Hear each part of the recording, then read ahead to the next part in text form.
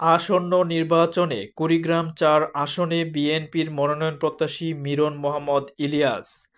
রাজীবপুর প্রতিনিধির পাঠানো তথ্য ও ভিডিওচিত্রে বিস্তারিত। ত্রয়োদশ জাতীয় সংসদ নির্বাচনকে সামনে রেখে কুড়িগ্রাম-৪ রাজীবপুর রৌমারী চিলমারী আসনে বিএনপির মনোনয়ন প্রত্যাশীদের তালিকায় ক্রমশ দীর্ঘ হলেও কিছু নাম আলোচনার কেন্দ্রবিন্দুতে রয়েছে।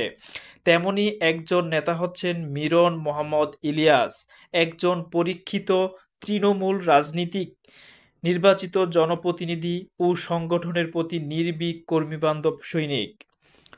২০১৬ সালের ইউনিয়ন পরিষদ নির্বাচনে বিএনপির মনোনীত প্রার্থী হিসেবে বিপুল ভোটে বিজয়ী হয়ে চেয়ারম্যান নির্বাচিত হন মিরন মোহাম্মদ ইলিয়াস।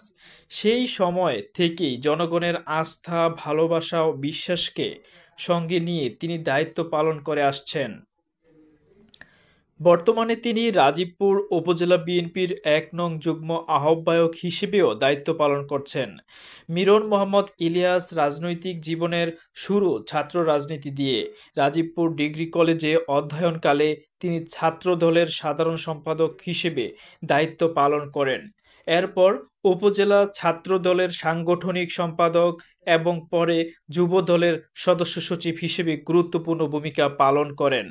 রাজপথের রাজনীতিতে তার সরব উপস্থিতি, সংগঠনের প্রতিটি স্তরে দায়িত্বশীল ভূমিকা এবং দলের দুঃসময়ে সাহসিকতার সঙ্গে অবস্থান নেওয়া তাকে একজন ওয়ার্কার টার্নড লিডার হিসেবে প্রতিষ্ঠিত করেছে।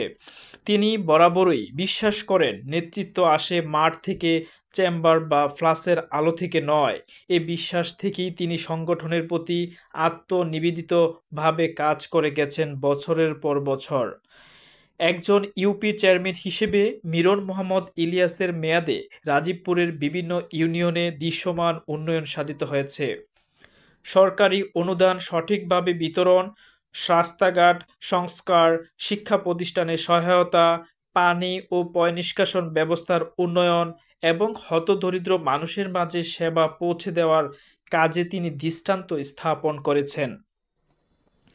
এলাকাবাসী তাকে ভালোবাসে একজন সহজ সরল মাটির মানুষ হিসেবে, যিনি কথার চেয়ে কাজে বেশি বিশ্বাসী, একজন বৃদ্ধ, একজন কৃষক, একজন শিক্ষার্থী। সবার দরজায় যখন দরকার হয় তখন পৌঁছে গেছেন এই জনপ্রতিনিধি। বিএনপির আন্দোলন সংগ্রামে রাজীবপুরে যারা নিয়মিত সক্রিয় রয়েছেন, মিরন মোহাম্মদ ইলিয়াস তাদের অন্যতম। কঠিন সময়ে সংগঠনের হাল ধরে রাখা, কর্মীদের পাশে দাঁড়ানো এবং দলীয় বিভিন্ন কর্মসূচি বাস্তবায়নে নেতৃত্ব দান, এই সবই তাকে একটি শক্তিশালী অবস্থান নিয়ে এসেছে উপজেলা বিএনপির মধ্যে। দলীয় সূত্র বলছে, তিনিই সেই নেতা যিনি প্রাপ্তির আশা নয়, দায়িত্ব পালনের মনোভাব নিয়ে রাজনীতি করেন। মিরন মোহাম্মদ ইলিয়াস এখন কুড়িগ্রাম-৪ আসনে বিএনপির মনোনয়ন প্রত্যাশী। তিনি মনে করেন, দীর্ঘদিনের সাংগঠনিক অভিজ্ঞতা, জনগণের সঙ্গে নিবিড় সম্পর্ক এবং নির্বাচিত জনপ্রতিনিধি হিসেবে তার গ্রহণযোগ্যতা তাকে প্রার্থী হওয়ার নৈতিক শক্তি দিয়েছে।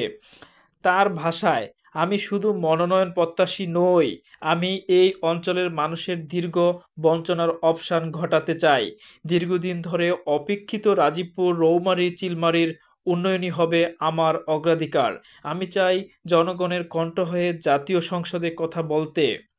তিনি এলাকাবাসীর জন্য যেসব পরিকল্পনা করেছেন তার মধ্যে রয়েছে চরাঞ্চলে শিক্ষা, স্বাস্থ্য, নিরাপদ পানি সুবিধা সম্প্রসারণ, রৌমারী রাজীবপুর সড়ক উন্নয়ন ও সেতু নির্মাণ, নদী ভাঙ্গন রোধে স্থায়ী ব্যবস্থা গ্রহণ, কৃষকদের জন্য কৃষি পণ্য বাজারজাতকরণ কেন্দ্র স্থাপন, তরুণদের জন্য প্রশিক্ষণ এবং আইটি সেন্টার, দুর্নীতিমুক্ত ইউনিয়ন উপজেলা প্রশাসন গঠন। মনোনয়ন প্রসঙ্গে তিনি বলেন, আমাদের লক্ষ্য একটাই, গণতন্ত্র পূর্ণ প্রতিষ্ঠা, জনগণের ভোটাধিকার নিশ্চিতকরণ এবং দলের বিজয়। রাজনৈতিক বিশ্লেষকদের মতে একজন জনপ্রিয় জনপ্রতিনিধি এবং তৃণমূল নির্ভর সংগঠক হিসেবে মিরন মোহাম্মদ ইলিয়াস বিএনপির জন্য এই আসনে একটি কার্যকর এবং সম্ভাবনাময় প্রার্থী। তার রাজনৈতিক ক্যারিয়ারের ধারাবাহিকতা, উন্নয়নমূলক কার্যক্রম এবং সাধারণ মানুষের সঙ্গে সম্পৃক্ততা তাকে মনোনয়নের ধরে একটি শক্ত অবস্থান রেখেছে।